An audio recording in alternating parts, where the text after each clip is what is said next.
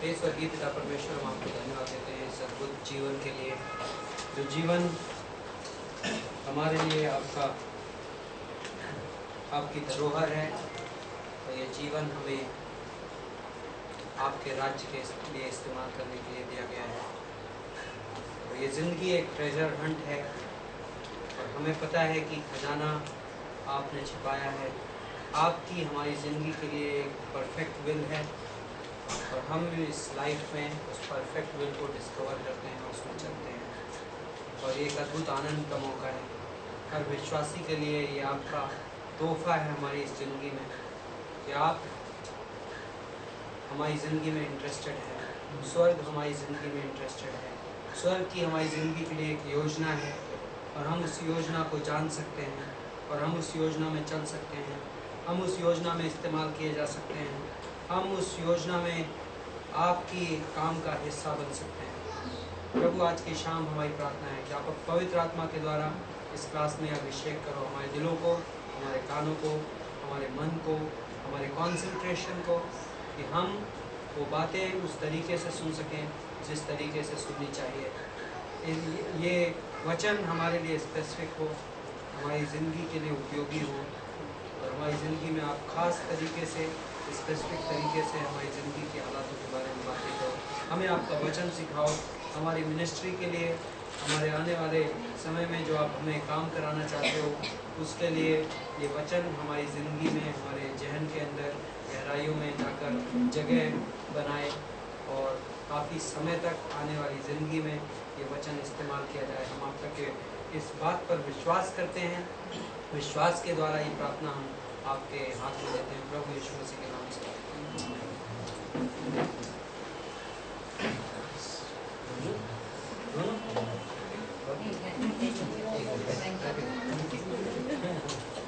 Alright, सो पुराने नियम का इतिहास पार्ट 2 सेकेंड क्लास, आपका स्वागत है। ओके, और जो लोग क्रेडिट स्टूडेंट्स हैं या क्रेडिट स्टूडेंट बनना चाहते हैं, आपके लिए स्पेशल एडवाइस, यदि आपने अभी तक एक क्लास मिस की है तो एक क्लास मिस करके आप पूरा सेमेस्टर फेथफुल रहें तो आप इस कोर्स को फिर भी क्रेडिट में कंप्लीट कर सकते हैं। इनफैक्ट दो अलाउेबल एक्सक्यूज लीव्स अलाउड हैं इस सेमेस्टर में। 2 से ज़्यादा जब आपकी लीव्स हो जाती हैं तो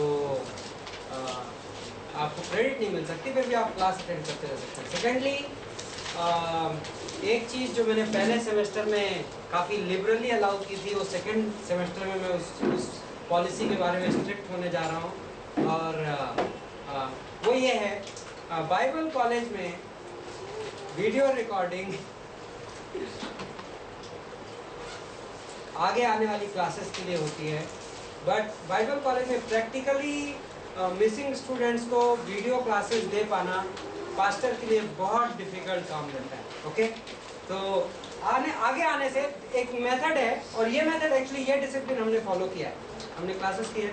तो यदि आप क्लास मिस करते हैं तो बेस्ट तरीका ये होगा कि आप क्लास में एक स्टूडेंट खोजिए जिसके नोट्स बड़े थॉरो होते हैं, ओके, और उसके नोट्स के जेरॉक्स ले लीजिए। That will be the best method, okay. क्योंकि एक्चुअली प्रैक्टिकली मेरे लिए बहुत इनकन्वीनियंट हो जाता है कि मैं इस क्लासेस में जो मुझे बैकग्राउंड वर्क करना पड़ता है वही ऑलरेडी काफ़ी टाइम लेता है और बाइबल कॉलेज की पॉलिसी नहीं अलाउ करती फंडामेंटल। ओके, एक्सेप्शनल केसेस फिर भी मेरे पास आप पर्सनली आ सकते हैं और आप उसको हम बातें कर सकते हैं और देख सकते हैं क्या किया जा सकता है। ओके, नाउ पिछली क्लास में हम कहाँ पर थे? राजा सुलेमान का राज्याभिषेक। सुलेमान का राज्याभिषेक। कुछ सैलिएंट पॉइंट पिछली क्लास में से मुझे याद दिलाने के लिए, आप आपस में क्लास के स्टूडेंट्स को याद दिलाने के लिए, पिछली क्लास में हमने कुछ खास चीज़ें सीखी थी। Any specific points? 2-4 बातें। Discipleship, okay, in the context of leadership. Okay, leadership में सेकंड इन कमांड को रेज अप करना बहुत इंपॉर्टेंट है। और जब भी हम प्रभु की सेवकाई में कुछ भी काम कर रहे हो, हमें हमेशा इस टर्म्स में सोचना है। वह कौन व्यक्ति है जिसकी लाइफ में मैं इन्वेस्ट कर रहा हूँ या जिसकी लाइफ के लिए मैं प्रेयर कर रहा हूँ, जो पॉसिबली प्रभु की योजना में यदि मुझे कुछ हो जाए तो मेरी जगह ले सकता है, राइट। और कुछ पिछली क्लास में से इतना ही था। दाऊद की मौत देख ली थी हमने, कहाँ तक थे हम? पहला राजा के दूसरे अध्याय में, ओके। पहला राजा का दूसरा अध्याय, okay. Let's start with this.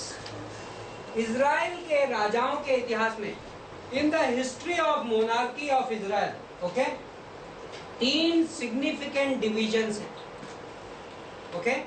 पहला डिवीजन है, पहला हिस्सा है संयुक्त साम्राज्य, यूनाइटेड किंगडम, ओके। जब इजराइल का पूरा देश एक देश के तौर पे 12 के 12 गोत्र एक देश के तौर पे ऑपरेट कर रहे थे, यूनाइटेड किंगडम के तौर पे, संयुक्त साम्राज्य। पहला शमूएल के पहले अध्याय से पहला राजा के 11वें अध्याय तक, ओके। नाउ इसमें 3 राजा गुजर के गए इस पीरियड में। 3 राजा थे जो यूनाइटेड किंगडम के राजा थे। कौन कौन? शाऊल, डेविड, सुलेमान, ओके।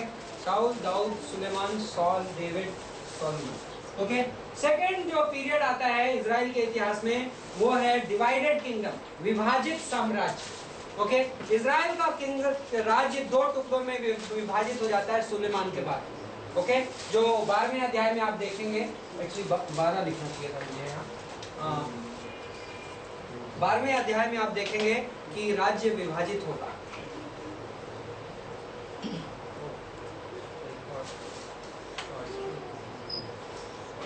यहाँ पर मैंने मिस्टेक की है।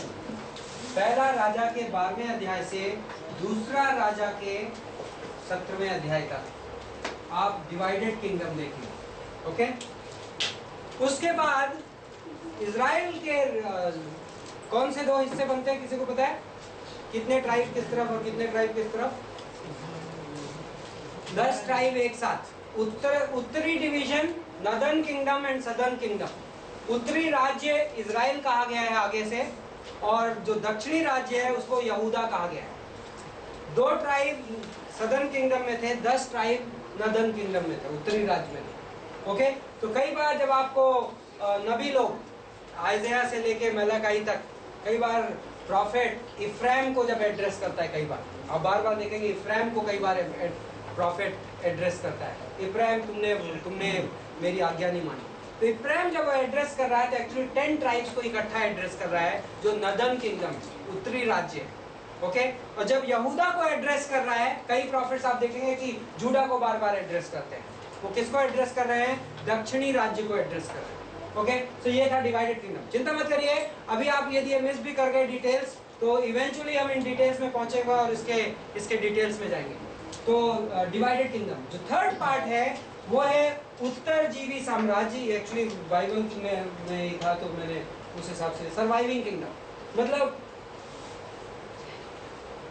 फिर इस बार साल भूल गया, 722 BC, right? Anybody knows Israel की captivity 722 BC, more or less I am correct. So 722 ईसा पूर्व में इजराइल जो 2 राज्यों में का जो पहला हिस्सा है, नॉर्थ वाला हिस्सा, ओके, इजराइल बंधुत्व में चला गया। अशूर देश के असीरियन राजा आया, अशूर का राजा आया और उसने इजराइल को बंदी बना लिया 722 BC में। तो जो बचा राज्य बचा वो कौन सा बचा? यहूदा बचा। जूडा की कैप्टिविटी काफी बाद में जाके आई, तो इसको हम बोलते हैं सर्वाइविंग किंगडम। 3 हिस्से हैं जो इजराइल के राजाओं की हिस्ट्री है। उसके बाद किंगडम खत्म हो जाता है, तो उसके बाद ये लोग कैप्टिविटी में कंप्लीटली चले जाते हैं और कैप्टिविटी से वापस भी आते हैं तो परमेश्वर वापस से इन राजाओं का राज्य स्थापित नहीं करता, दूसरे टाइप की गवर्नमेंट होती है, ओके।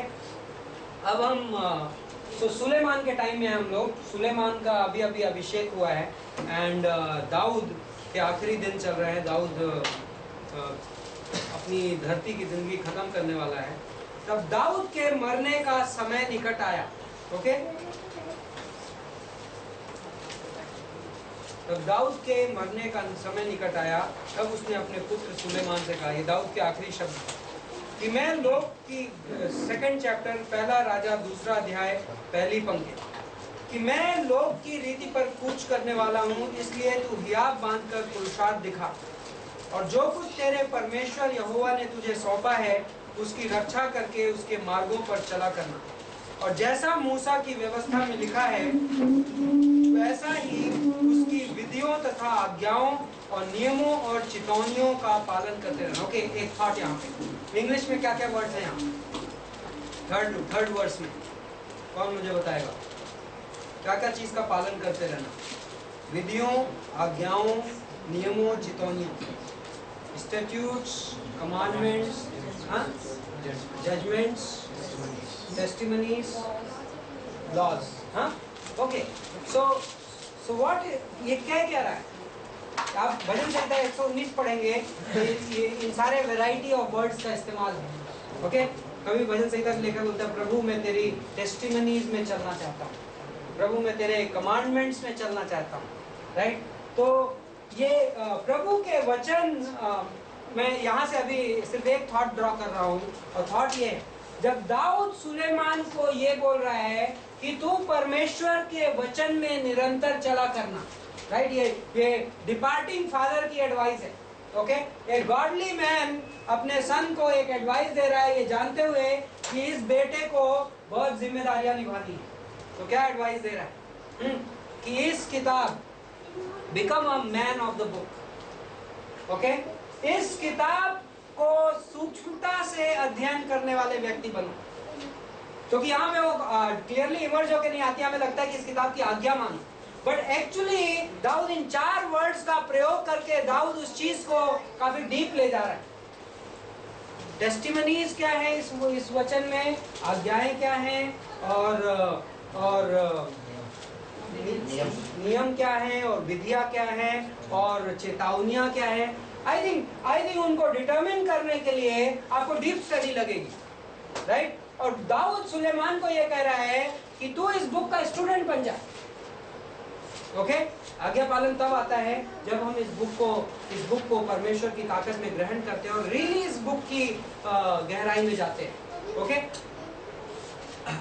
फिर कहता है कि और यहोवा अपना वह वचन पूरा करे जो उसने मेरे विषय में कहा था कि यदि तेरी संतान अपनी चाल के विषय में ऐसे सावधान रहें कि अपने संपूर्ण हृदय और संपूर्ण प्राण से सच्चाई के साथ नित्य मेरे सम्मुख चलते रहें, तब इज़राइल की राजगद्दी पर विराजने वाले की तेरे कुल परिवार में घटी कभी नहीं होगी। सेकेंड एडवाइस आई थिंक जो डेविड दे रहा है यहाँ पे वो है become a worshipper. Okay, first है become the man of the book, second become a worshipper.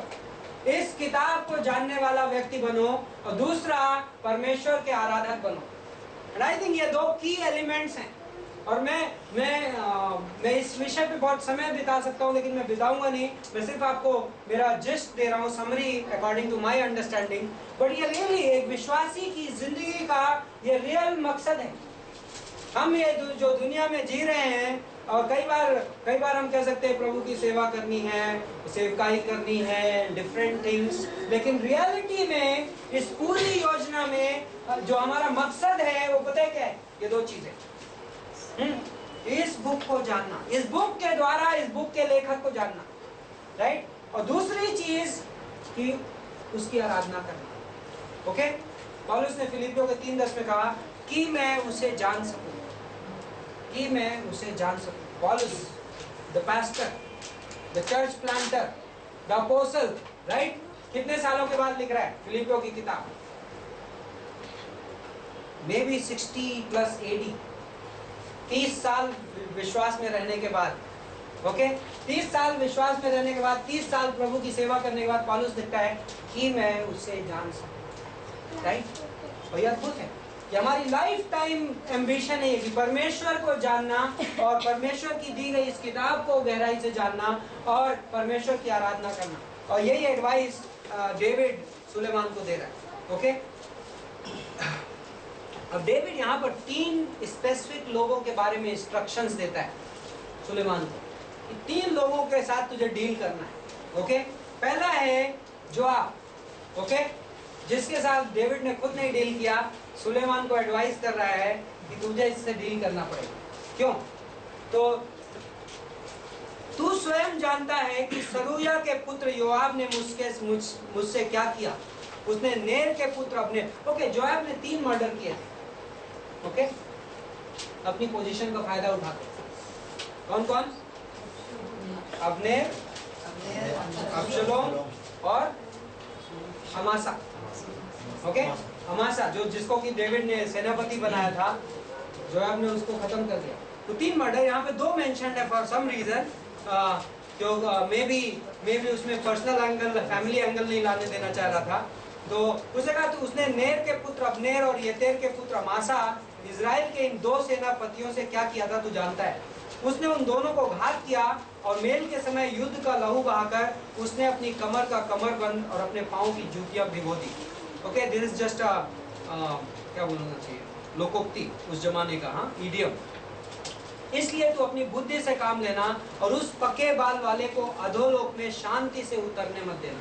पहला चीज कि डेविड क्या एडवाइस कर रहा है कि उसको नेचुरल डेथ मत मरने देना, ओके, उसको बुढ़ा होके आराम से सोते सोते मत मरने देना। मतलब क्या कह रहा है डेविड, उसको खत्म कर देना, ओके। नाउ ये आज्ञाएं कई बार बड़ी हार्श लग सकती है, लेकिन इसके लिए हमें ये अंडरस्टैंड करना है कि जोआब की लाइफ में डेविड का सालों का इन्वेस्टमेंट है, ओके, ये हमें रिकॉग्नाइज करना है। कितने साल का हो गया है डेविड? मे भी 40 साल गुजर चुके हैं, मे भी 40 से मे भी 5-7 साल और ज्यादा, मे भी 50 साल से जोआब को डेविड जानता है।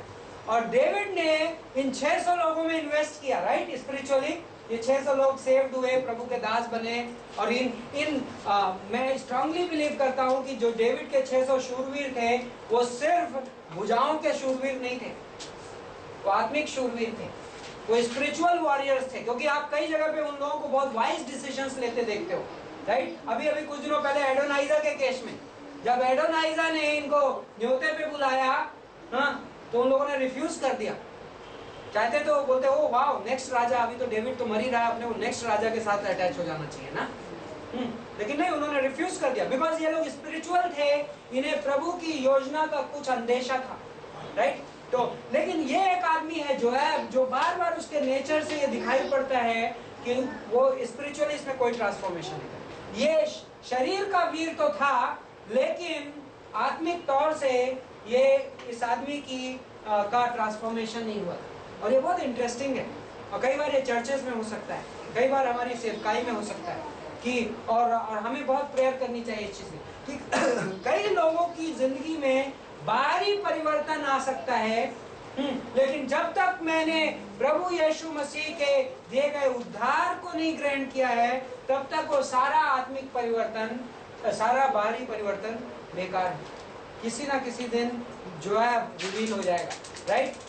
यहाँ पर मुझे इस बात का बहुत स्ट्रॉन्ग कन्विक्शन था कि जोएब अनसेव्ड था, ओके, जोएब सेव्ड भी नहीं था मेरे हिसाब से, ओके। और maybe I can not be too dogmatic on this, लेकिन यहाँ पर जो हिंदी बाइबल में, आई डोंट नो इंग्लिश में क्या है, 6वीं पंक्ति में ये बोलता है कि उसको अधोलोक में शांति से उतरने मत देना। अधोलोक मतलब is the Hades word used there or हाँ, ग्रेव, अच्छा उसमें ग्रेव कहता है। हिंदी बाइबल ने उसको अधोलोक ट्रांसलेट किया है, मैंने ग्रीक में देखा नहीं है, बट इन अधोलोक word means Hades, and Hades means उस समय का हेल, ओके।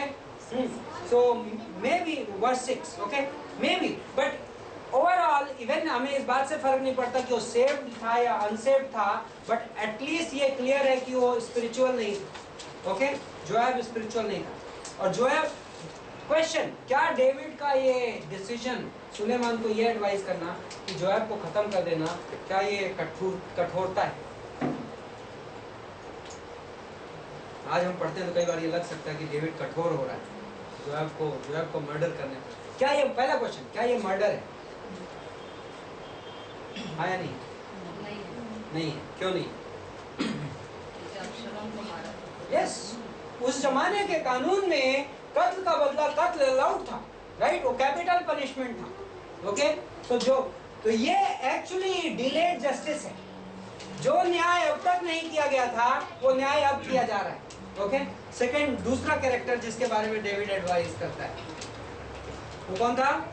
बारजिलाई, ओके, बारजिलाई के बारे में बोलता है कि बारजिलाई ने दूसरा शमूएल के 19वें अध्याय में जब दाऊद अबशलोम से भाग रहा था तो जंगलों के बीच में बारजिलाई दाऊद और उसकी टीम के लिए खाना लेके आया, पार्टी बनाई। इनफैक्ट हम मानते हैं कि भजन संहिता 23 दाऊद ने उस मोमेंट पे लिखी थी कि जब इस अंधकार की तराइयों के बीच में जब दाऊद की जान को खतरा था, उसके बीच में दाऊद को पार्टी मिल गई, राइट। और दाऊद ने भजन संहिता लिखी कि प्रभु मेरा चरवाहा है और वो मुझे हरी चराइयों में ले जाता है, वो मेरे दुश्मनों के बीच में मेरे सामने मेज बिछाता है और मेरा प्याला छलकता जाता है, राइट। कौन लाया था वो खाना और वो चीजें? बारजिलाई। ओके, तो बारजिलाई के बारे में दाऊद बोलता है कि उसको स्पेशल ट्रीटमेंट देना, राइट। तीसरा आदमी है शिमाई। ओके, इंग्लिश बाइबल में शिमी कौन था? ध्यान है आप लोगों को? दूसरा शमूएल 15 में दाऊद का रिश्तेदार था और दाऊद पे पत्थर मार रहा था और गालियां सुना रहा था, राइट। उस समय डेविड ने उसे छोड़ दिया, करेक्ट। उसमें दाऊद ने कहा जाने दो, राइट। लेकिन अब दाऊद बोलता नहीं, उसके साथ तुम्हें डील करना पड़ेगा, ओके, उसके साथ तुम्हें व्यवहार करना पड़ेगा। ओके, नाउ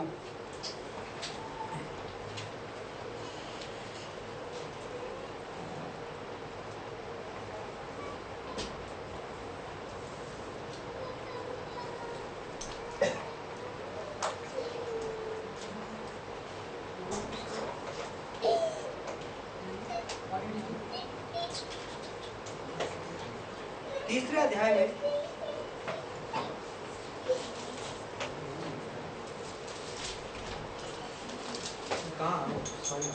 फैन कई बार बहुत कंफ्यूजन पैदा कर देता है।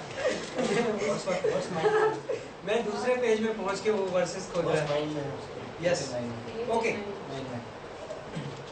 10वीं पंक्ति में तब दाऊद अपने पुरखाओं के संग सो गया और दाऊदपुर में उसे मिट्टी दी गई, ओके।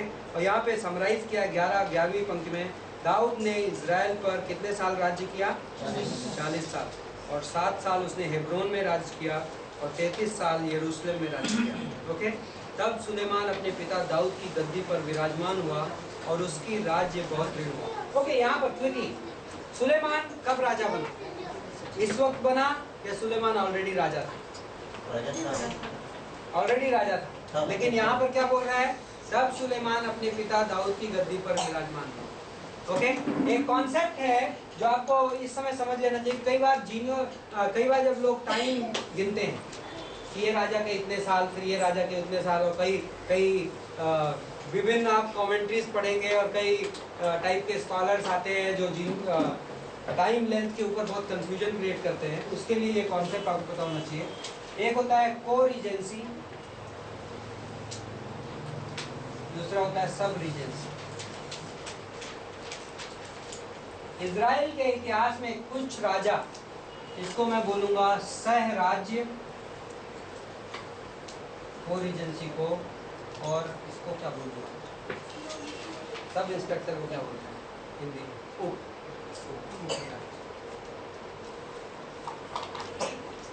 ओके।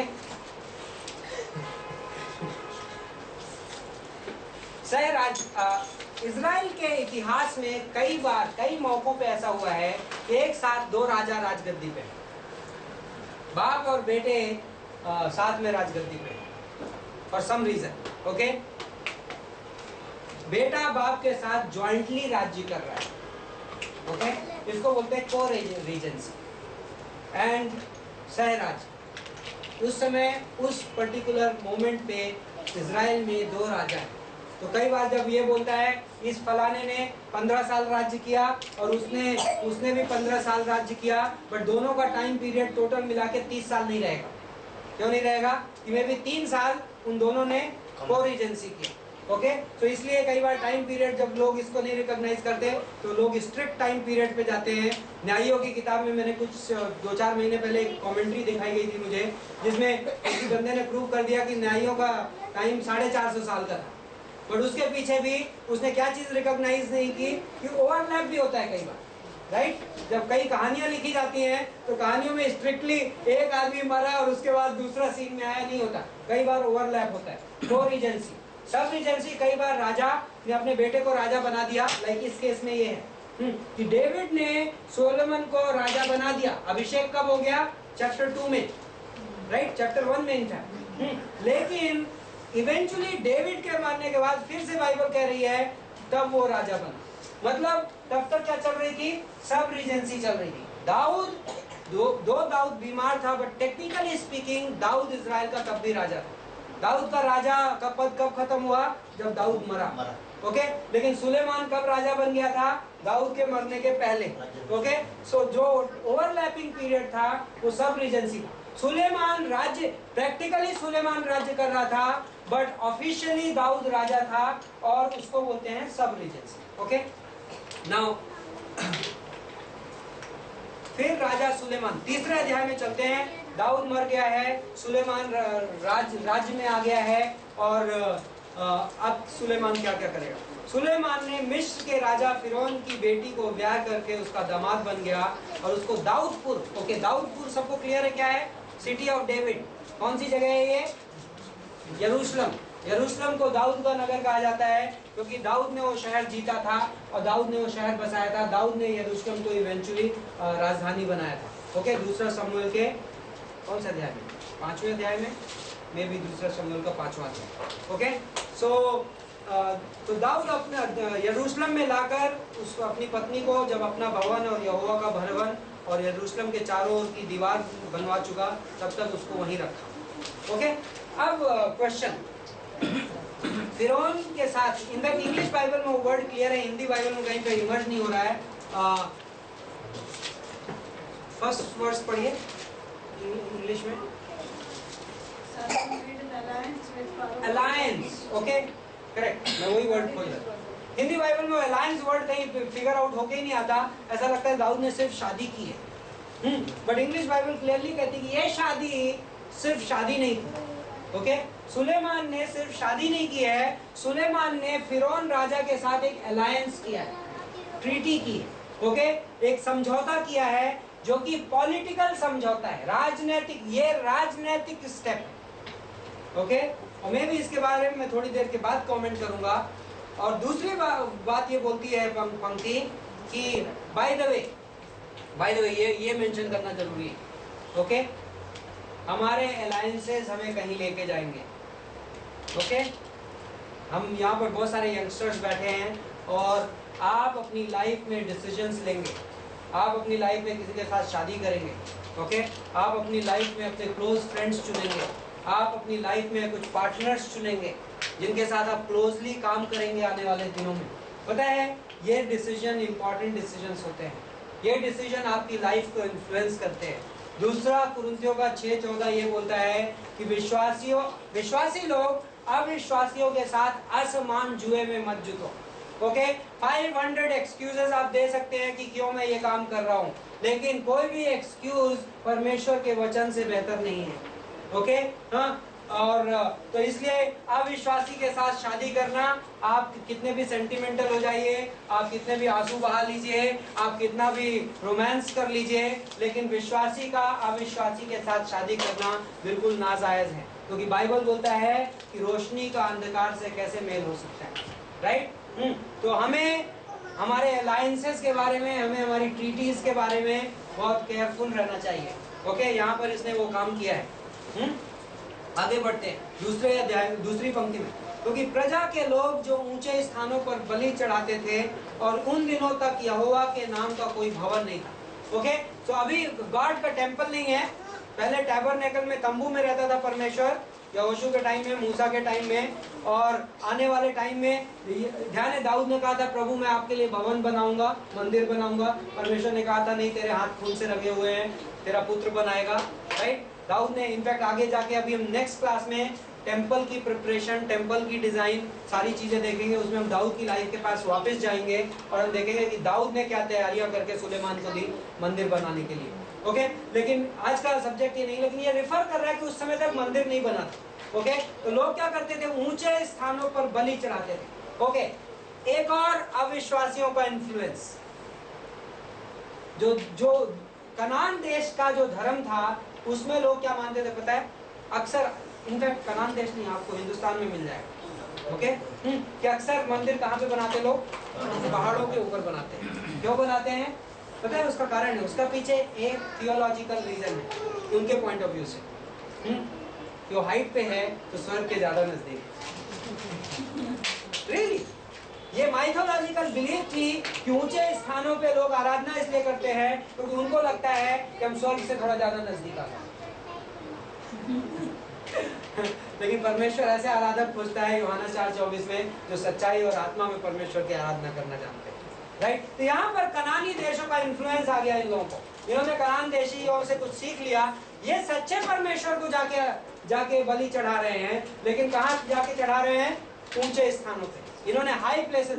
आपको राजाओं की किताब में आने वाले टाइम में आपको इस टर्मिनोलॉजी से परिचित होना पड़ेगा। आपकी इंग्लिश बाइबल में हाई प्लेसेस बार बार आएंगी। ओके ये ऊंचे स्थान बार बार आएंगे। कुछ चीजें हैं जो इंसान से निकालना बहुत मुश्किल होता है। पता है रवि जयकराज ने बोला कि पता है आइडोलेट्री इज वेरी वेरी क्या कई बार वर्ड संक्रामक बोलते हैं हिंदी में, contagious. Right contagious. Idolatry is extremely contagious. और आप पहली बार सुनोगे तो आपको ये हवा भी नहीं लगेगी कि ये बोलना क्या चाह रहा है। कि मूर्ति पूजा बहुत संक्रामक है और हम में से ज्यादातर सोचते हैं कि हम मूर्ति पूजा नहीं करते हैं। लेकिन पता है मूर्ति पूजा क्या है? यदि मैं मेरी लाइफ में किसी भी चीज को परमेश्वर से ऊपर जगह देता हूं तो मूर्ति पूजा है। ओके और मूर्ति पूजा बहुत कंटेजियस है। आज का इंसान में भी वो तरह तरह की मूर्तियों की आराधना ना करे, बट आज का इंसान पैसे की बहुत आराधना करता है। आज का इंसान नाम की बहुत आराधना करता है। आज का इंसान करियर की बहुत आराधना करता है। आज का इंसान अपने ऑर्गेनाइजेशन स्ट्रक्चर्स की बहुत आराधना करता है। राइट और ये बहुत इंटरेस्टिंग है। तो हमें तो यहाँ पर आप वो सीन देख रहे हैं, ये हाई प्लेसेस को आप इजराइल से इजराइल की हिस्ट्री में आपको बार बार दिखाई पड़ेगी। यहाँ पे लेखक लिख रहा है कि उन दिनों में लोग हाई प्लेसेस ऊंचे स्थानों में जाकर बलियां चढ़ाते थे। सुलेमान लेकिन यहोवा से प्रेम करता था और अपने पिता दाऊद की विधियों पर चलता तो रहा, परंतु वह भी ऊंचे स्थानों पर बलि चढ़ाया करता था और धूप जलाया करता था। और राजा गिबोन को बलि चढ़ाने गया। ओके गिबियन इंग्लिश बाइबल में गिबियन, हिंदी में गिबोन। इस प्लेस का क्या सिग्निफिकेंस है? किसको याद है? गिबियन में क्या चीज है जो अभी भी है? हाँ? एक चीज है जो सिग्निफिकेंट है जो वहां पे अभी तक गिबियन में, टैबरनैकल, तंबू अभी तक गिबियन में है। जब दूसरा शमूएल 6 में दाऊद क्या लेके आया था यरूशलेम में? हाँ आर्क ऑफ द कवनेंट, वाचा का संदूक। लेकिन तंबू कहाँ है? गिबियन में है। ध्यान है जब दाऊद को भूख लगी थी, दाऊद और दाऊद के आदमियों को, तो कहाँ गए थे? गिबियन में गए थे। राइट वहां पे तंबू था, वहां पे अबियातार नाम का याजक था। राइट तो कौन सी जगह थी? गिबियन थी। गिबियन से तंबू अभी तक मूव हुआ है, कोई ऐसा एविडेंस नहीं मिला है। तो सुलेमान गिबियन क्यों गिबिया क्यों गया? क्योंकि वहां पे तंबू है। Okay interesting. क्या रियली में तंबू इंपॉर्टेंट है? क्या इंपॉर्टेंट है? आर्क इंपॉर्टेंट है। क्यों? क्योंकि आर्क किस चीज को रिप्रेजेंट करती है? परमेश्वर की उपस्थिति को। हाँ तो वाचा का संदूक जहां है वहां पर परमेश्वर की उपस्थिति है और उससे बेहतर जगह नहीं आराधना करने के लिए। लेकिन फिर मैं गिबियन को जाऊंगा। हाँ वो इसलिए इंसान को कई बार रिलीजन बहुत पसंद है, धार्मिक प्रवृत्ति हम सब के अंदर है। हम आउटवर्ड को कई बार ज्यादा इंपॉर्टेंस दे देते हैं इनवर्ड की बजाय। राइट और सुलेमान गिबिया गया क्या करने? आराधना करने, बलियां चढ़ाए। वो परमेश्वर से प्रेम करता था। राइट परमेश्वर के प्रेम के मारे गया। ओके गिबोन में यहोवा ने 5वीं पंक्ति में रात को स्वप्न के द्वारा सुलेमान को दर्शन देकर कहा, जो कुछ तू चाहे कि मैं तुम्हें दूं वो मांग। सुलेमान ने कहा, तू अपने दास मेरे पिता दाऊद पर बड़ी करुणा करता रहा, क्योंकि वह अपने को तेरे सम्मुख जानकर तेरे साथ सच्चाई और धर्म और मन की सिधाई से चलता रहा, और तूने यहाँ तक उस पर करुणा की कि उसे उसकी गद्दी पर विराजने वाला एक पुत्र दिया है, जैसा कि आज वर्तमान है। और अब हे मेरे परमेश्वर यहोवा, तूने अपने दास को मेरे पिता दाऊद के स्थान पर राजा किया है, परंतु मैं छोटा लड़का हूँ जो भीतर बाहर आना जाना नहीं जानता। ओके, कमेंट ये है कि सुलेमान इतना बड़ा नहीं था, सुलेमान किसी की गोदी में नहीं था। सुलेमान 20 साल का युवक था। ओके, और जब वो अपने आप को छोटा बच्चा कह रहा है तो ठीक वैसे ही है कि जब हम प्रभु के सामने जाते हैं तो हम सब छोटे बच्चे हैं, राइट। फिर तेरा दास तेरी चुनी हुई प्रजा के बहुत से लोगों के मध्य में है, जिनकी गिनती बहुतायत के मारे नहीं हो सकती। तू अपने दास को अपनी प्रजा का न्याय करने के लिए समझने की ऐसी शक्ति दे कि मैं भलाई और बुराई को परख सकूं, क्योंकि कौन ऐसा है कि तेरी इतनी बड़ी प्रजा का न्याय कर सके। इस बात से प्रभु प्रसन्न हुआ कि सुलेमान ने ऐसा वरदान मांगा है। तब परमेश्वर ने उससे कहा, इसलिए कि तूने ये वरदान मांगा है, ना तो लंबी उम्र, ना धन और ना अपने शत्रुओं का नाश मांगा है, परंतु समझने के लिए विवेक का वरदान मांगा है। इसलिए सुन, मैं तेरे वचन के अनुसार करता हूँ, तुझे बुद्धि और विवेक से भरा हुआ मन देता हूँ, यहाँ तक कि तेरे समान ना तो तुझसे पहले कोई कभी हुआ और ना बाद में कोई कभी होगा। फिर जो तूने नहीं मांगा, अर्थात धन और महिमा, और वह भी तुझे यहाँ तक देता हूँ कि तेरे जीवन भर कोई राजा तेरे बराबर का नहीं होगा। ओके, तो 15वीं पंक्ति में, तब सुलेमान जाग उठा और देखा कि ये सपना था। फिर वह यरूशलेम को गया और यहोवा की वाचा के संदूक के सामने खड़ा होकर होम बलि और मेल बलि चढ़ाए और अपने सब कर्मचारियों के लिए जीवना की। ओके, फर्स्ट चेंज आप देख रहे हैं, वो गिबिया गया था, सपना देखा, बुद्धिमत्ता आई तो कहाँ भागा? हाँ, यरूशलेम भागा और वाचा का संदूक उसकी लाइफ में वापस आ गया, राइट। पहले मैं तंबू में, पहले मैं रिलीजियस स्पिरिट में आ सकता हूँ, लेकिन विजडम क्या डिमांड करती है कि मैं परमेश्वर की उपस्थिति में जाऊँ, राइट। मुद्दा इस बात का नहीं है कि हम ये चीजें कैसे करते हैं, मुद्दा इस बात का है कि क्या यहाँ पर परमेश्वर की उपस्थिति है, राइट। सबसे इम्पोर्टेंट चीज हमारी लाइफ में, हमारी मिनिस्ट्री में, हम जो कुछ भी कर रहे हैं उसमें क्या है? परमेश्वर की उपस्थिति, राइट। यहाँ पर एक इम्पॉर्टेंट सब्जेक्ट इंट्रोड्यूस किया गया है और वो एक्चुअली वर्थ मेंशनिंग है, वो सब्जेक्ट है विजडम का। ओके, सोलोमन ने परमेश्वर से क्या मांगा? बुद्धि मांगी, बुद्धिमत्ता मांगी, विजडम मांगी। परमेश्वर ने एक स्पेसिफिक कमेंट किया किस बारे में कि तू क्या क्या मांग सकता था जो तूने नहीं मांगा। और चूंकि तू धन मांग सकता था, नाम मांग सकता था, अपने शत्रुओं पर विजय मांग सकता था, तूने वो चीजें नहीं मांगी, तूने बुद्धिमत्ता मांगी। मैं तुझे बुद्धिमत्ता भी दूंगा और बाकी चीजें भी दूंगा, राइट। और ये सिद्धांत आज की डेट पे परमेश्वर हमें इनकरेज करता है कि हम भी विजडम ग्रहण करें, राइट। हम भी परमेश्वर से मांगे। याकूब का पहला अध्याय क्या बोलता है कि जो बुद्धिमत्ता मांगेगा उसे दी जाएगी, राइट। परमेश्वर से यदि हम बुद्धिमत्ता मांगेंगे तो परमेश्वर जरूर देगा। और पता है, यदि हमारे पास बुद्धिमत्ता होगी तो बाकी सारी चीजें जो रिक्वायर्ड है वो हमारे पास होंगी, राइट। मत्ती का 6:33, पहले तुम प्रभु का राज्य और धार्मिकता खोजो, बाकी सब चीजें तुम में ऐड कर दी जाएगी। ओके, इस सब्जेक्ट को मैं कंप्लीटली कवर नहीं कर सकता क्योंकि बहुत वास्ट सब्जेक्ट है। मैं आज बाइबल में सर्च मारने की कोशिश कर रहा था विजडम वर्ड के में, तो मैं सडनली रियलाइज किया कि बाइबल इस शब्द से भरी हुई है। ओके, विजडम ऑलमोस्ट हर बुक में आपको मिल जाएगी। ये बुद्धिमत्ता परमेश्वर की थीम है इस बाइबल में। ओके, लेकिन कुछ खास, कुछ स्पेसिफिक थॉट, विजडम हम आज की डेट में कैसे ग्रहण करते हैं। ओके, मे बी गॉड हमारी लाइफ में सपने में अपेयर करके हमसे नहीं पूछेगा कि तुम्हें क्या चाहिए, राइट। तो हम बुद्धिमत्ता कैसे ग्रहण करते हैं? मेरे पास 3 इसके स्पेसिफिक पॉइंट्स हैं, बट पहले अय्यूब का 33वां अध्याय 33वीं पंक्ति, जोब 33:33।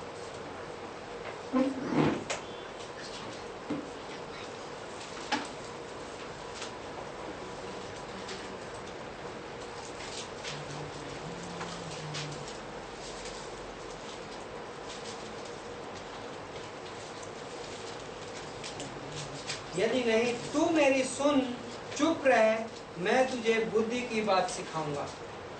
ओके, तो फर्स्ट इंपॉर्टेंट चीज है चुप रहना सीखना। खत्म। जोब 33:33। ओके, Proverbs 22:17, नीति वचन 22:17।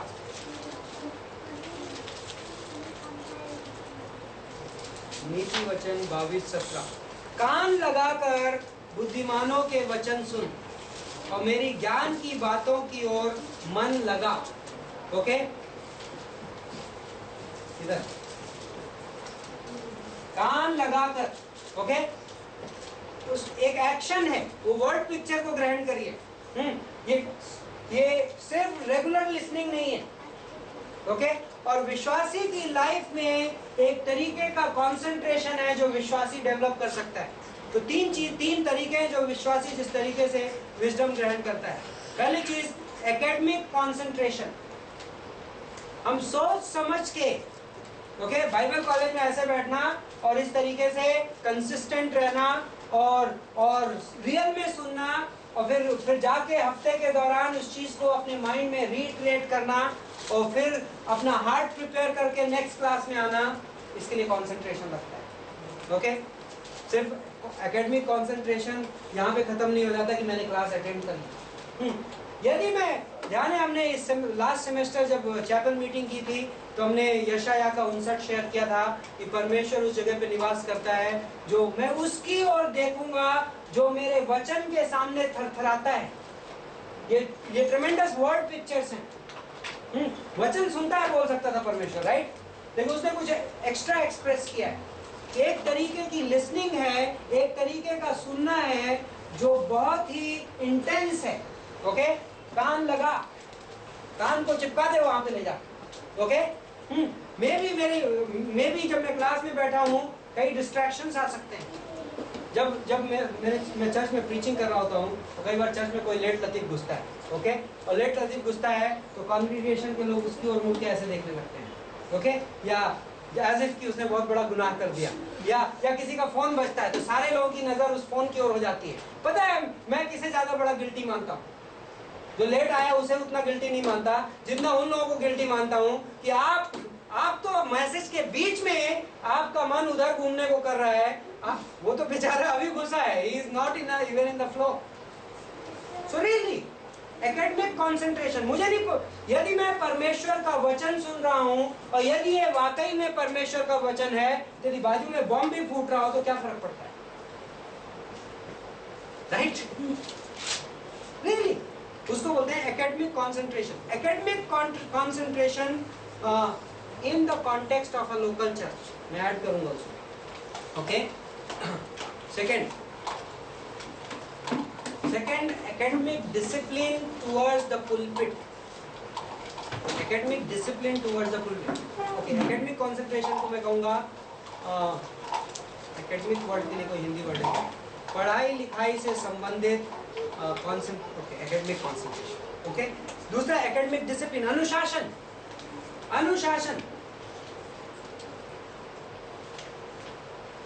पहला थिस्सलुनीकों का 3:12, जब हम तुम्हारे पास वचन लेकर आए तो तुमने उसको इंसानों के वचन जैसे नहीं बल्कि परमेश्वर के वचन जैसे ग्रहण किया जो कि वाकई में परमेश्वर का वचन है। किसी ने बोला, आई डोंट नो किससे मैंने सुना था, कई सालों पहले मैंने सुना था, हमारे चर्च में सुना था। उसे बोला हम हमारे चर्च में एक लकड़ी के टुकड़े की बहुत इज्जत करते हैं। तो क्या है पता है? पुलपिट। वो पुलपिट हमारे कलीसिया में, हमारे चर्चेज में, हमारी चर्च लाइफ में वो पुलपिट को हम बहुत इज्जत करते हैं। उस पुलपिट के पीछे कोई भी खड़ा रहने दीजिए, हम ये विश्वास करते हैं कि वो वचन परमेश्वर से आ रहा है, राइट? और ये इसके लिए एक डिसिप्लिन लगता है। बहुत इजी होता है ये कहना, यार आज तो mister so and so preach कर रहा है, अरे वो तो मेरे बाद से हुआ, राइट? बहुत आसान है, और ये डिसिप्लिन लगता है कि मैं पुलपिट की ओर डिसिप्लिन हूँ। तीसरी चीज फियर ऑफ गॉड। ओके, परमेश्वर का भय। नीति वचन 11:30 का नहीं, कहाँ पे? परमेश्वर का भय बुद्धिमत्ता की शुरुआत है।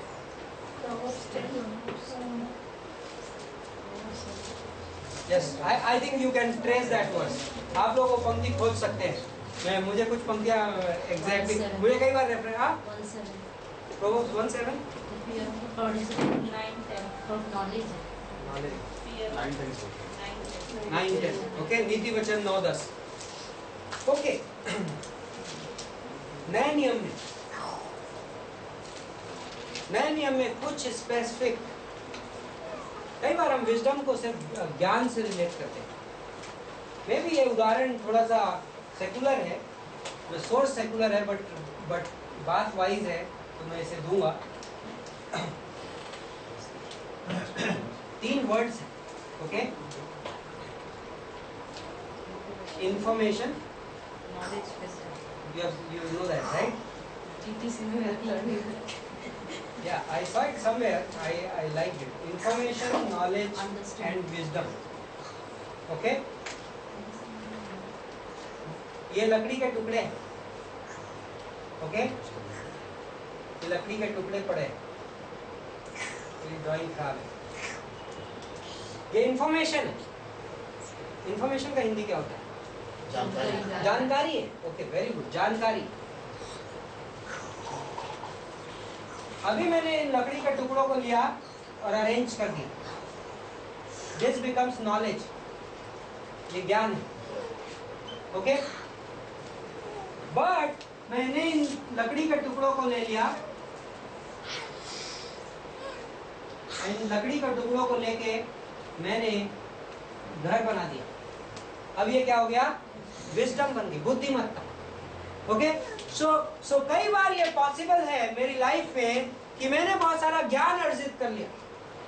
ओके, मुझे बाइबल वर्सेस पता है, मैंने इतना सारा पढ़ाई की है, मैंने बाइबल कॉलेज फिनिश कर लिया, लेकिन वो सारा का सारा इस कैटेगरी में आ सकता है.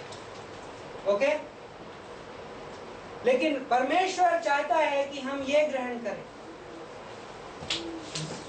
बाइबल के कॉन्टेक्स्ट में ज्ञान और बुद्धिमत्ता में क्या फर्क है? ओके, बुद्धिमत्ता की क्या परिभाषा? जब परमेश्वर का वचन मेरी लाइफ में उपयोग में आने लगता है, पवित्र आत्मा की शक्ति में, तो वो क्या बनता है? विजडम बनता है, बुद्धिमत्ता बनता है. मैं वर्ड्स कोट कर सकता हूँ किसी सब्जेक्ट के बारे में, और उस वर्ड्स में चलने की मेरे अंदर ताकत नहीं हो सकती. ओके, मैं एक मैसेज प्रीच कर सकता हूँ और मैं खुद उस मैसेज को ना फॉलो करने का गिल्टी हो सकता हूँ, राइट? लेकिन बुद्धिमत्ता क्या है कि बुद्धिमत्ता मेरे अंदर वो ताकत देगी कि मैं उन वचनों में चल सकूं. सिर्फ उन वचनों को बोल ना सकूं, बल्कि उन वचनों में चल सकूं. Okay, application of the word of God in my life through the power of the Holi spirit is wisdom. Okay, तो कुछ practical considerations regarding wisdom from the new testament point of view. नए नियम के दृष्टिकोण से बुद्धिमत्ता के बारे में कुछ सोच. ओके, कुछ शब्दों, कुछ चीजें जिन्हें बुद्धिमत्ता कहा गया है. पहला कुरिन्थियों का पहला अध्याय. ओके, पौलुस ने एक अद्भुत पत्री लिखी, पहला कुरिन्थियों की पत्री, प्रॉब्लम फिल्ड एपिसल, राइट? पहला कुरिन्थियों के पत्री में जितने तरीके की प्रॉब्लम हो सकती है चर्च के अंदर, ऑलमोस्ट सबका जिक्र है. लेकिन इंटरेस्टिंग चीज, पौलुस उस पत्री का शुरुआत पहले 2 चैप्टर में एक सब्जेक्ट से करता है, और क्या है पता है? विजडम, बुद्धिमत्ता. ओके, पहला कुरिन्थियों का पहला और दूसरा अध्याय आप देखिएगा और आप उसमें देखिएगा कि क्या सब्जेक्ट है. पूरा सब्जेक्ट क्या उसका? विजडम. यदि कहीं पे प्रॉब्लम चल रही है, चर्च प्रॉब्लम में है, तो पता है क्या चाहिए आपको? विजडम. तो पौलुस उनको दवाई देने की बजाय, पौलुस क्या दे रहा है? पौलुस उनको की लिस्ट बनाने की बजाय कि तुम्हें क्या क्या बदलना पड़ेगा, उसकी बजाय पौलुस उन्हें किस चीज की दे रहा है? Teaching, wisdom. तुम्हें बुद्धिमत्ता की जरूरत है. आपकी लाइफ में कोई प्रॉब्लम है, आपको क्या चाहिए पता है? परमेश्वर से बुद्धिमत्ता चाहिए. यदि हमारे पास परमेश्वर की बुद्धिमत्ता होगी, तो बाकी जो सारी चीजें जो लगती है कि जो मुझे जरूरत है रियल में, वो. सुलेमान, तूने पैसा नहीं मांगा, तूने धन नहीं मांगा, तूने विजय नहीं मांगी, तूने नाम नहीं मांगा. हाँ, बुद्धिमत्ता मिलेगी तो बाकी सब मिलेगी, राइट? तो पहला है, पहला कुरिन्थियों का पहला अध्याय की 30वीं पंक्ति, यीशु मसीह हमारी बुद्धिमत्ता है. He was made unto us wisdom, sanctification, right? Righteousness, वह हमारे लिए क्या बना दिया गया? बुद्धिमत्ता बना दिया गया, यीशु मसीह। ओके, किस कॉन्टेक्स्ट में है वो? यीशु मसीह जब सूली पर हमारे लिए मारा गया तो हमारे लिए धार्मिकता बन गया, वो हमारे लिए पवित्रता बन गया, वो हमारे लिए बुद्धिमत्ता बन गया। कॉन्टेक्स्ट है फिनिश्ड वर्क। यीशु मसीह ने सूली पे जो काम किया वो विजडम है, वो बुद्धिमत्ता है। ओके, दूसरी चीज क्रूस, पहला कुरिन्थियों के पहले अध्याय में ही बोलता है इस दुनिया के लोगों की, परमेश्वर की मूर्खता इस दुनिया की बुद्धिमत्ता से ज्यादा बुद्धिमान है। राइट? परमेश्वर की मूर्खता क्या है?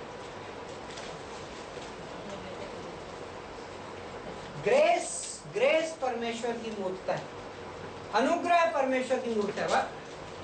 अनुग्रह किसी एंगल से आपको, यदि आप अनुग्रह लेके, अनुग्रह वाली डील ले जाके आप इस दुनिया में देंगे तो दुनिया क्या बोलेगी? बेवकूफ है। राइट? बेवकूफ है, क्योंकि आप बराबर की ट्रेडिंग नहीं कर रहे हो।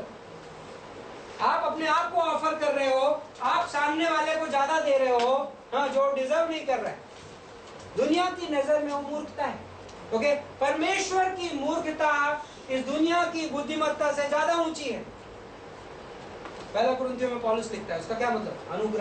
अनुग्रह परमेश्वर की बुद्धिमत्ता है। ओके, अनुग्रह इस दुनिया की बुद्धिमत्ता से बहुत ऊपर है। मैं ये वर्ड्स दे रहा हूं, फिर मैं आपको प्रैक्टिकल एप्लीकेशन दूंगा। अगला गॉस्पेल, पहला कुरिन्थियों के 1 में, पहला कुरिन्थियों के 1 में पौलुस लिखता है, क्या लिखता है? क्रूस की कथा। क्रूस की कथा नाश होने वालों के लिए क्या है? मूर्खता है, लेकिन हमारे लिए क्या है? परमेश्वर की बुद्धिमत्ता है, बुद्धिमत्ता और सामर्थ्य। राइट? क्रूस की कथा, क्रूस की कथा क्या है? क्रूस की कहानी। राइट? आज हम क्रूस की कहानी का कैसे सुनाते हैं? कब सुनाते हैं? कौन सी कथा क्रूस की कथा है? वास्तव सुसमाचार, सुसमाचार परमेश्वर की बुद्धिमत्ता है। नीति वचन 11:20 बोलता है कि जो लोग, those who win souls they are wise, जो लोग सोल विनिंग करते हैं वो क्या है? बुद्धिमान है। ओके, एक और चीज जो परमेश्वर की बुद्धिमत्ता है, फेथ रेस्ट, विश्वास में विश्राम करना परमेश्वर की बुद्धिमत्ता है। ओके, याकूब का 3रा अध्याय वो 2 तरीके की बुद्धिमत्ता की बात करता है, एक बुद्धिमत्ता जो ऊपर से आती है और एक बुद्धिमत्ता जो नीचे से आती है। ओके, आज की डेट में एक बुद्धिमत्ता है जो काउंटरफीट है। क्या है? काउंटरफीट है, झूठी बुद्धिमत्ता है। ओके, एक तरीके की बुद्धिमत्ता है जो देखने में बुद्धिमानी लगती है, लेकिन वो क्या है? तो नीचे से आ रही बुद्धिमत्ता है। और याकूब का 3रा अध्याय 12, 14, 16 अराउंड दोज वर्सेस क्या बोलता है? एक बुद्धिमत्ता है जो ऊपर से आती है, जो कैसी है? जो सच्ची है, जो शांति प्रिय है, जो मेल कराने वाली है और पवित्र है। लेकिन एक बुद्धिमत्ता है जो नीचे से आती है, जो दैहिक है, जो और क्या है? सांसारिक है और शैतानी है। वाह, कौन है सोर्स उस बुद्धिमत्ता का? शैतान। सो एक काउंटरफीट विजडम है इस दुनिया में। ओके, और वो काउंटरफीट विजडम वो देखने में शायद वैसी ही लगे, लेकिन वो मेरा भला नहीं कर सकती। लेकिन एक बुद्धिमत्ता है जो रियल में बुद्धिमत्ता है, परमेश्वर की बुद्धिमत्ता है। और वो बुद्धिमत्ता मेरे हिसाब से नए नियम में इन वर्ड्स के सराउंड करती है, जो वर्ड्स मैंने आपको दिए। क्या वर्ड्स? यीशु मसीह, यीशु मसीह का क्रूस, यीशु मसीह का सुसमाचार, यीशु मसीह का अनुग्रह, विश्वास, यीशु मसीह पर विश्वास करके विश्राम करना, पवित्र आत्मा की परिपूर्णता, कुलुसियों का 3:16, ये बुद्धिमत्ता है। और जब मेरी लाइफ में, ओके, मैं अब बाइबल कॉलेज के कॉन्टेक्स्ट में ला रहा हूँ इस चीज को, मैं परमेश्वर का वचन पढ़ सकता हूँ, मैं प्रीचिंग कर सकता हूँ, मैं बाइबल कॉलेज कर सकता हूँ, मैं एक बाइबल कॉलेज का टीचर हो सकता हूँ, मैं क्रिश्चियनिटी के किसी सब्जेक्ट के ऊपर किताब लिख सकता हूँ, लेकिन यदि मेरा रेफरेंस पॉइंट ये चीजें नहीं है जो मैंने वर्ड्स अभी अभी कहे, तो पता है मेरे पास बहुत सारी नॉलेज हो सकती है, लेकिन वो नॉलेज विजडम में कन्वर्ट नहीं करेगी। यदि मेरी डॉक्ट्रिन ग्रेस के के पॉइंट ऑफ व्यू से, ग्रेस के रेफरेंस पॉइंट को और गॉस्पेल के रेफरेंस पॉइंट को और यीशु मसीह के पूरा किए गए काम के रेफरेंस पॉइंट को यदि कवर नहीं करती तो मेरा ज्ञान, मैं बाइबल में से आपको कोई भी वर्स निकाल के आप कोई भी डॉक्ट्रिन प्रूव कर सकते हो। पता है आपको क्रिश्चियनिटी के इतिहास में इतनी सारी हेरेसीज हैं, वो भी वही बाइबल लोग खोलते हैं और वही वर्सेस कोट करते हैं और हेरेटिकल कंक्लूजन निकालते हैं। क्यों पता है आपको? उनके पास बहुत सारा ज्ञान है लेकिन उनके पास क्या नहीं है? विजडम नहीं है। तो मैं मेरी लाइफ में एक डिसिप्लिन बनाता हूँ। मुझे बाइबल में दिखाया गया कि क्या विजडम है, राइट? क्रूस की कथा विजडम है, ओके? अनुग्रह विजडम है। तो मैं क्या करता हूँ, जब मैं कोई ज्ञान अर्जित करता हूँ तो उसको किसके सामने रखता हूँ? क्रूस के रेफरेंस पॉइंट पे रखता हूँ, सुसमाचार के रेफरेंस में पॉइंट। कोई मुझे डॉक्ट्रिन ऑफ इलेक्शन बताता है, मैं कहता हूँ ओके, डॉक्ट्रिन ऑफ इलेक्शन का सुसमाचार पे क्या इफेक्ट है? सिंपल टेस्ट है मेरा। आप मुझे कोई नई डॉक्ट्रिन लाके बताइए, मैं उसको मुझे बुक्स रेफर करने की जरूरत नहीं पड़ेगी मोस्ट केसेस में। मैं कैसे आपकी डॉक्ट्रिन टेस्ट कर लूंगा पता है? मैं कहूँगा ओके, आपकी डॉक्ट्रिन का गॉस्पेल पे क्या फर्क पड़ता है? यदि आप कोई प्रीचिंग कर रहे हैं और वो मुझे गॉस्पेल प्रचार करने में ना उत्तेजित करे या मुझे गॉस्पेल प्रचार करने से रोके, तो मैं 100% गारंटी कर सकता हूँ कि आपके पास नॉलेज हो सकती है लेकिन आपके पास विजडम नहीं है। ये मेरे रेफरेंस पॉइंट्स और ये बहुत अद्भुत है, ओके? कुछ फाइनल पॉइंट्स। मत्ती का 12:42, यहाँ पर सुलेमान को एक बात कही गई। एक्चुअली आगे जाके सुलेमान के गुण बताए गए, ओके? सुलेमान ने बहुत सारे गीत लिखे, सुलेमान ने बहुत सारे नीति वचन लिखे। हमारे पास प्रोवर्ब्स की किताब है आज की डेट पे, हमारे पास इक्लीसियास्टिस की किताब है, सुलेमान ने लिखे ये सब, राइट? इनफैक्ट सुलेमान ने जो सब कुछ लिखा वो सब कुछ रिकॉर्डेड नहीं है। उसने 1000 से ज्यादा गीत लिखे, गिनतियां दी गई हैं। कई लोग ये बोलते हैं, इनफैक्ट इस अध्याय के आखिर में कहीं पर था कि सुलेमान, ओके, चौथे अध्याय के आखिर में वो चीजें हैं कि सुलेमान पशुओं, पक्षियों, पेड़ों, रेंगने वाले जंतुओं, मछलियों के बारे में बातें करता था। As if Suleman almost like walking encyclopedia था। सुलेमान की विजडम एक्सेप्शनल थी, ओके? और सुलेमान के पास उतना ज्ञान, ओके? लेकिन मत्ती 12:42 में यीशु मसीह कहता है कि देखो सुलेमान से भी बड़ा एक यहाँ पर है, राइट? कौन है? किसके बारे में बोल रहा था यीशु मसीह? यीशु मसीह स्वयं, राइट? अपने बारे में बोल रहा था। देखो सुलेमान, आई थिंक वो रेफरेंस बड़ा माइंड ब्लोइंग है। सुलेमान को परमेश्वर ने एक वादा दिया, क्या दिया? तेरे से ज्यादा बुद्धिमान कोई नहीं होगा, राइट? लेकिन यीशु मसीह ने आके खड़े होकर सीन में एक एक्सेप्शन कर दिया, और वो एक्सेप्शन क्या है कि देखो एक सुलेमान से भी बड़ा कोई है, राइट? और वो कौन है? यीशु मसीह। लेकिन मैं आज एक और बात मानता हूँ, पता है क्या? सुलेमान से बड़ा एक और है जो आज यहाँ पे है, पवित्र आत्मा। और पवित्र आत्मा के बाद के अलावा फिजिकली वन न्यू मैन, इफिसियों के 3 अध्याय में एक नया मनुष्य कौन है? कलीसिया, church is the one new man, okay? And परमेश्वर की बुद्धिमत्ता आज की डेट पे कहाँ पे निवास करती है? चर्च में निवास करती है। सुलेमान इतना बुद्धिमान था, और सुलेमान जितना भी बुद्धिमान था, परमेश्वर की बुद्धिमत्ता आज की डेट पे कहाँ पे प्रकट हो रही है? कलीसिया में प्रकट हो रही है। Church is the wisdom of God आज के दिन में। और बाइबल बोलता है कि स्वर्ग से स्वर्गदूत चर्च की ओर देखते हैं। इफिसियों के 3 अध्याय में चर्च से स्वर्गदूत, प्रिंसिपैलिटीज एंड क्या वर्ड यूज है वहाँ? पावर्स। ये लोग चर्च को ऑब्जर्व कर रहे हैं, चर्च को आज की डेट में ऑब्जर्व कर रहे हैं वो लोग, क्योंकि विजडम ऑफ गॉड आज कहाँ पे दिखाई पड़ रही है पता है? परमेश्वर की बुद्धिमत्ता कलीसिया के द्वारा दिखाई पड़ रही है। एक फाइनल पॉइंट, मैं मेरी सेवकाई में कुछ कर रहा हूँ, ओके? मुझे परमेश्वर की बुद्धिमत्ता कहाँ पे मिलेगी? चर्च में मिलेंगे। Local church is the place, स्थानीय कलीसिया वो जगह है जहां परमेश्वर अपनी बुद्धिमत्ता प्रकट करता है। ओके, आप टेलीविजन चैनल खोल सकते हो, अच्छे से अच्छे प्रीचर की प्रीचिंग सुन सकते हो, लेकिन यदि मैं ऐसे लोगों को जानता हूँ क्रिश्चियनिटी में जिनके पास ये कन्विक्शन नहीं है कि मुझे एक लोकल चर्च का सदस्य होना चाहिए। और यदि कोई व्यक्ति लोकल चर्च का सदस्य नहीं है तो मैं ये पर्सनली बिलीव करता हूँ कि आपके पास परमेश्वर की जो संपूर्ण योजना है, जो संपूर्णता है, वो नहीं हो सकती, क्योंकि परमेश्वर की बुद्धिमत्ता कहाँ पे प्रकट होती है? वन न्यू मैन में, लोकल कलीसिया में।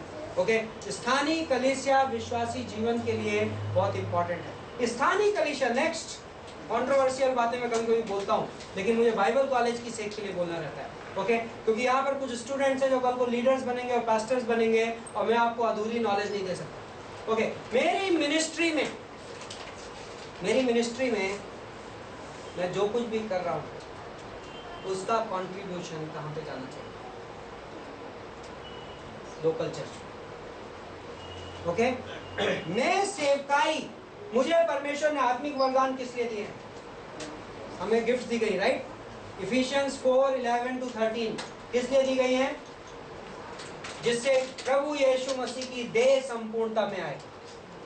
ओके, यदि मैं प्रभु यीशु मसीह द्वारा दिया गया स्पिरिचुअल गिफ्ट को ले लूं और मैं बहुत अच्छा सिंगर हो सकता हूं और मैं बहुत अच्छे कैसेट्स रिलीज कर सकता हूं और मेरे पास लॉजिक हो सकता है कि मैं कहूं कि इससे बहुत सारे लोग अपनी पर्सनल लाइफ में एडिफाइड होते हैं, कुछ भी कह लीजिए आप, लेकिन क्या आपकी गिफ्ट लोकल चर्च को बिल्डअप करने के लिए यूज हो रही है? और यदि आपकी गिफ्ट लोकल चर्च को बिल्डअप करने के लिए यूज नहीं हो रही है तो मे भी आपको रिकंसीडर करना चाहिए क्यों परमेश्वर की विजडम है यार।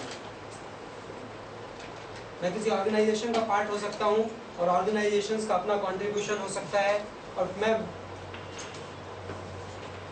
बट यीशु मसीह ने ये नहीं कहा मत्ती के 16:18 में कि मैं अपना ऑर्गेनाइजेशन बनाऊंगा। यीशु मसीह ने मत्ती के 16:18 में क्या कहा? कि मैं अपना चर्च बनाऊंगा। I will build my church. प्रेरितों के काम की किताब में 60 इयर्स ऑफ क्रिश्चियनिटी की हिस्ट्री है। ओके, 60 इयर्स कम नहीं होते हैं। यदि परमेश्वर को कोई नया पैटर्न चालू कराना था तो 60 साल में उसकी जरूरत पड़ जाती, लेकिन सिर्फ 60 इयर्स ऑफ क्रिश्चियनिटी में पॉल ने कोई नया ऑर्गेनाइजेशन नहीं चालू किया, सिर्फ लोकल चर्च चालू किया। इंटरेस्टिंग, परमेश्वर की बुद्धिमत्ता। और हम जस्ट किसी व्यक्ति के लिए एक लोकल चर्च सिर्फ एक ऑर्गेनाइजेशन हो सकता है, लेकिन हम जानते हैं कि लोकल चर्च एक जीव है, एक जीवित प्राणी है, और परमेश्वर की संपूर्णता लोकल चर्च में निवास करती है। और लोकल चर्च वो जगह है जहां हम रियल में परमेश्वर की बुद्धिमत्ता ग्रहण करते हैं। आमीन। ईश्वर की पिता परमेश्वर, हम आपको धन्यवाद देते हैं कि शाम में आपके वचन के लिए, आपके इन अद्भुत डिसाइपल्स के लिए, आपका वचन सुनने के लिए भूखे और प्यासे हैं। और हम सब भूखे और प्यासे हैं, और हम सब अपने दिलों में, अपने जीवन में हम वो एडिफिकेशन ग्रहण करना चाहते हैं जो आपके वचन की गहराइयों से आता है, और जिसके द्वारा आप हमारी ज़िंदगी को बदलते हो, जिसके द्वारा आप हमें तैयार कर रहे हो। और हम विश्वास करते हैं कि आप हमें उन चीज़ों के लिए तैयार कर रहे हो जो आपकी नज़र में बहुत कीमती हैं, और आपके लिए जो आपकी नज़र में जो हमारे लिए योजना है वो बहुत अद्भुत है। और हम स्वर्ग के राज्य के सिपाही हैं, और सिपाही का एक कमांडर होता है, और हमारा कमांडर स्वर्ग में है, और हम उसकी आवाज़ सुनते हैं, और हम उसके कमांड सुनते हैं, और हम उसके हिसाब से चलते हैं। प्रभु हमारी मदद करिए, हमारे इस सेमेस्टर को आशीष दीजिए, हमें स्पीड का बैलेंस, हमें सब्जेक्ट्स के सिलेक्शन का बैलेंस। प्रभु हमारी ज़रूरतें आप जानते हो, आप हमें बुद्धिमत्ता इम्पार्ट करना चाहते हो, नॉट जस्ट नॉलेज बल्कि विजडम, नॉलेज से जो बियॉन्ड जाती है और जो हमारी ज़िंदगी में रियल में परिवर्तन लाती है, जो हमारी ज़िंदगी में रियल में पावर देती है, जो हमारी ज़िंदगी में रियल के फल पैदा करती है। तो धन्यवाद देते हैं, प्रभु यीशु मसीह के नाम से मांगते हैं।